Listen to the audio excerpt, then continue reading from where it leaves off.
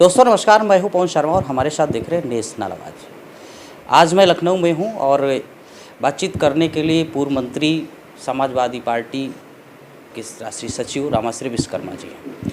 और इस समय एमपी में चुनाव हो रहा है। एमपी में चुनाव को लेकर के तमाम राजनीतिक पार्टियों ने एड़ी चोटी का जोर लगा दिया। समाजवादी पार्टी भी एमपी में चुनाव लड़ेगी।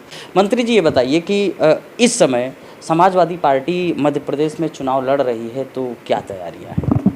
निश्चित रूप से बहुत गंभीरता के साथ और पूरी तैयारी के साथ राष्ट्रीय अध्यक्ष माननीय अखिलेश यादव जी के नेतृत्व में समाजवादी पार्टी मध्य प्रदेश में कई सीटों पर चुनाव लड़ रही है।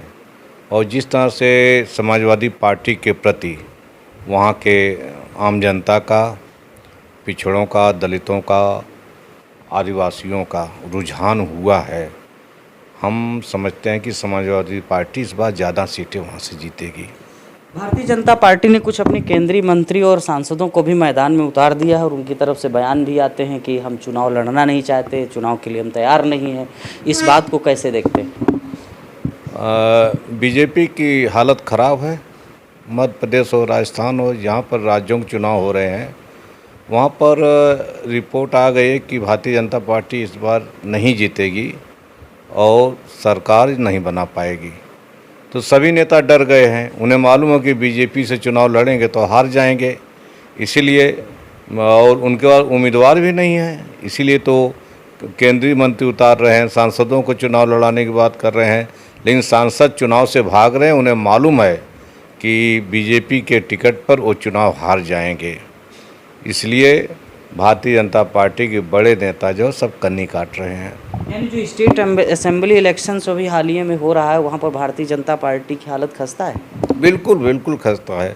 पांचों राज्यों में बीजेपी हारेगी और इंडिया गठबंधन का अलायंस जो है वो जीतेगी और सरकार बनाएगी।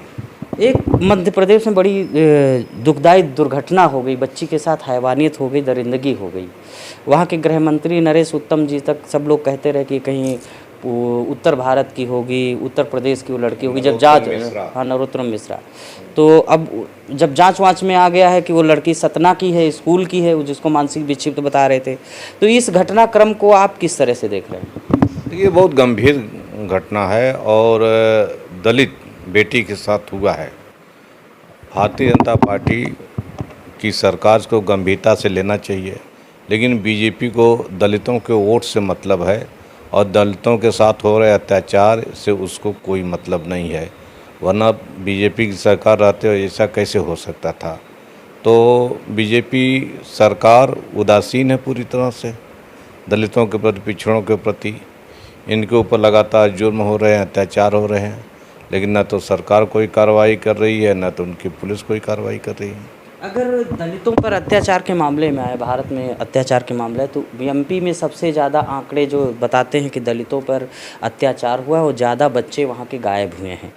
तो पिछले लगभग 1.5 दशक हो गया वहाँ पर भारतीय जनता पार्टी की ही सरकार है। बीच में कांग्रेस की आई थी कुछ महीनों के लिए, भारतीय जनता पार्टी की सरकार आई, तो उसके दलितों के प्रति अभी तो एक घटना हो गई जैसे कि आंकड़े बताते हैं। तो क्या आपको ऐसा लग रहा है कि सरकार अगर काम करती तो और बेहतर हो सकता था और दलितों की जान बच सकती थी? निश्चित रूप से सरकार काम करती तो ये तमाम घटनाएं जो चाइल्ड की मिसिंग हो रही है या पिछड़ों पर, दलितों पर अत्याचार रहा है, निश्चित रूप से रुक जाता।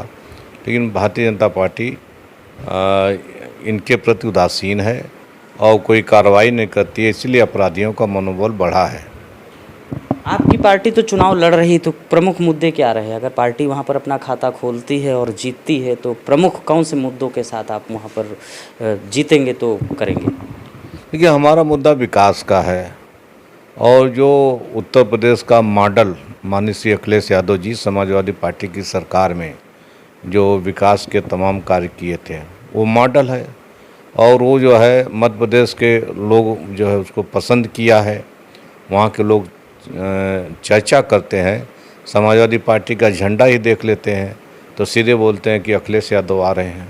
तो श्री अखिलेश यादव की लोकप्रियता मध्य प्रदेश और पूरे देश में बढ़ी है और विश्वास जो नेताजी ने पैदा किया है जनता के प्रति, गरीबों के प्रति, दलितों के प्रति, आदिवासियों के प्रति श्री अखिलेश यादव जी ने उस विश्वास को और मजबूत किया है और वही विश्वास जो है समाजवादी पार्टी की सीटों को जिताएगा।